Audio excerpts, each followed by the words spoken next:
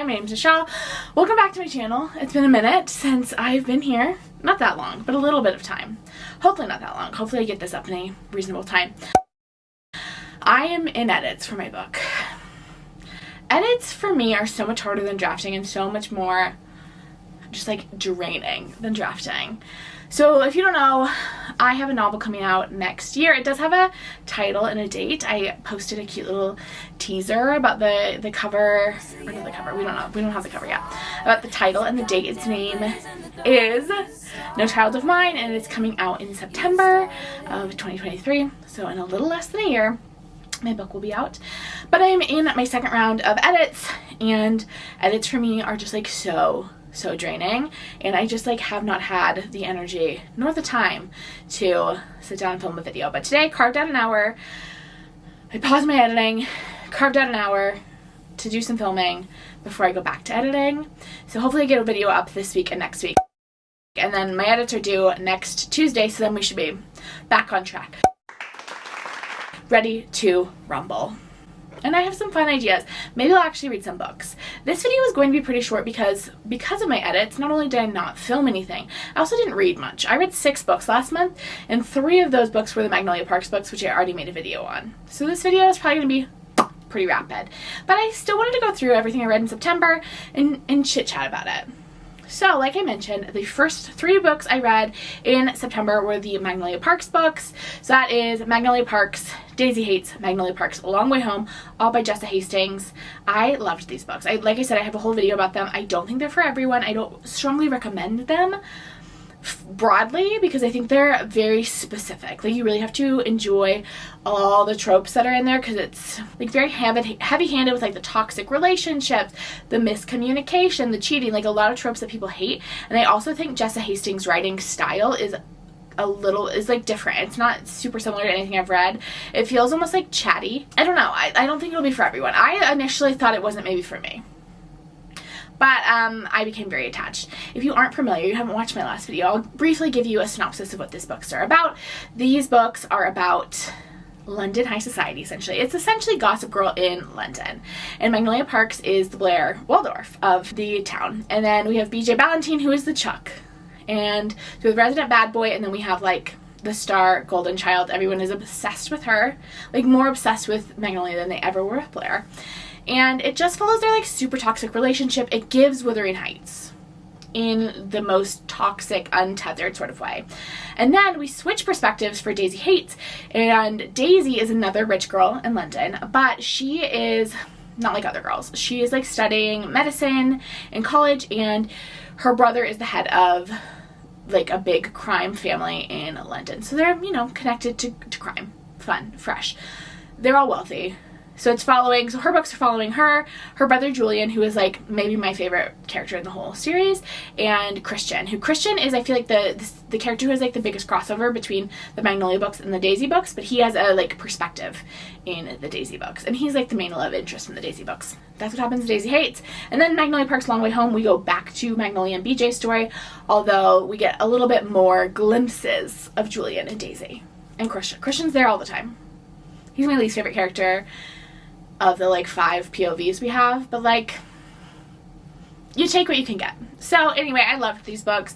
Will you love these books? I don't know. Watch my other video if you're like interested in potentially reading these books to see if like I go into a little bit more depth on who I think these books might work for. But I'm not going to do that here because that video already exists. And then the next thing I read was the new Jenkins Reid book. I read Carrie, Soto is Back, which is the last book in the Famous Women series that Jenkins Reid has been writing, which includes Evelyn Hugo, Daisy Jones, Malibu Rising, and then Carrie Soto. And it was good. I really enjoyed it. It follows Carrie Soto, who is this like tennis player who was like the record holder for the most slam titles. And then after she's retired, her record is taken over by an up-and-coming tennis player, and so she decides to like unretire, come back in the game, and her dad is her coach, and it like explores that like kind of father-daughter relationship. It explores like the role of ambition in the spheres of being a woman. Also kind of has a lot of conversation around like friendliness and like public perception of women, especially like female athletes. Taylor Jenkins Reid is like a fantastic author. Her books are fantastic. This is probably my least favorite of the Famous Women series books, but like they are all so good. Evelyn Hugo is my favorite book of all time. Daisy Jones and Malibu Rising are also like up there. So like the competition was stiff. I would still like I really enjoyed this book, would recommend it. There has been some conversation I did want to mention around this book and Taylor Jenkins Reid as an author writing Latina main characters, because if you didn't know, both Evelyn Hugo and Carrie Soto are Latina women, and Taylor Jenkins Reid is not a Latina woman. And so there have been a lot of conversations around representation and like whether it is appropriate for her to be writing these sort of characters. But I do think it's an important conversation that is being had, and I think if you are going to read this book or are in any way interested, you should be kind of informed of the larger conversation happening around this book. But I do think it's important to mention, because I think it's an important conversation to have as we are kind of seeking more diversity, both in the authors who are publishing, but also in the stories that are being told. To what extent should and can white authors be writing characters of color, and like what does that look like, and what does a good process for that look like, what does a bad process for that look like? But I think it is important to listen to the diverse opinions. So I did want to mention that since I talked about that book. Next, I read the Do Over by T.L Swan. This is the fourth book in the Miles High Brothers series. I thought the series was over. I thought there were 3 brothers, but there was a secret 4th brother that I didn't know about. I love this series. It is my favorite, or one of my favorite, like KU romance series. It's about 4 billionaire brothers. They like run like a media empire. It doesn't matter what they do. They're billionaires, okay? And this is the last brother, and he essentially decides that he wants a do-over. He like feels like he like missed out on his 20s, and so he's going to go backpacking for a year. And he's not going to tell anyone that he's super rich. He's not going to take very much money, and he's going to like live simply but like travel around for a year. And so it follows him and then this woman from like a farm in America who's doing a similar thing. Obviously she's not pretending she doesn't have any money. She like truly does not have that much money, but she's also taking a year off to travel and backpack through Europe. And so it's about them meeting and their cute little romance. This book was rough for me to get into. The beginning I found kind of like particularly terrible. I don't know if that's just like I hadn't been reading KU romances in a little bit, and so like the writing and like the conversation felt like quite jarring compared to some of the other books I was reading, or if it was truly like worse than the other books. But I think once you get to like the 30 to 40% mark, I settled into the story and like enjoyed it. But I almost DNF'd this book because I was feeling like weird. The brother we're following is like kind of gross. He's having like very gross conversations about like women, and like all of the brothers are kind of skeezy at the beginning. So I don't know why this one particularly bothered me, but like felt kind of weird. But like once we kind of got into the story, once they were like kind of the romance was starting, but we were just kind of introduced to the brother as like an individual, I was fine. But it was kind of weird. It's definitely my least favorite of the Miles High Brothers books, but they're all enjoyable. I had a good time. And the last book I read this month, and this book took me like a full 2 weeks to get through, partially because I was in edits, partially because it's like a longer book and I was just like struggling with it, is Project Hail Mary. This book was loved by like so many people and came so highly recommended by people who don't normally read science fiction, and I'm definitely not a science fiction reader normally, but occasionally there's a good one. And if enough people who aren't science fiction readers recommend something like this, I'm like apt to give it a shot. I haven't read anything else by Andy Weir, but he wrote The Martian, which is like a very famous book, became a movie. I think these have similar writing styles. The story was so engaging. I like wish I would have gotten an audiobook of it, but it was an Audible exclusive, so I didn't buy an audiobook.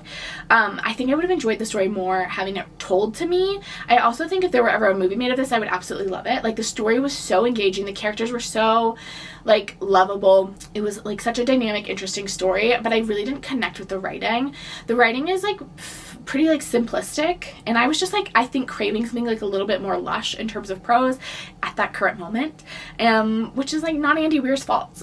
But it like didn't totally connect with me. Still really enjoyed the story, but like not my absolute favorite. People like loved it, and it wasn't top tier for me. And I think it was just because I didn't connect with the writing. I think the writing is like very accessible, very easy to read, like very much like pushes the story along, but I think I was just craving something like a little lusher at the time, and it was like on me. My bad, I should have not read this. But overall enjoyed it. So that's it. That's all I read this month. We're at like 10 minutes. What a shorty McShorterson. Hopefully this next month I read a little bit more. Like I said, edits are due for me next Tuesday. so a week from hopefully when I'm posting this. And then hopefully I can dive into some books. I'm going on a like little mini vacation up to the mountains for a little bit. That seems like it'll be a good reading time. Like my Kindle is like full loaded. I'm like kind of in the middle of the Six of Crows duology. And by in the middle, I mean like I'm probably 10 chapters into the first book, and I'm hoping to read that in October. And maybe I'll get some spooky books because it is spooky season. I have, you know, my Kindle's full, my TBR is full. I'm like ready to read. I just need a little bit more time and brain space to do so. Let me know in the comments below what your favorite book was that you read this past month, and subscribe to this channel if you want more book content. I promise there will be some coming soon. Bye.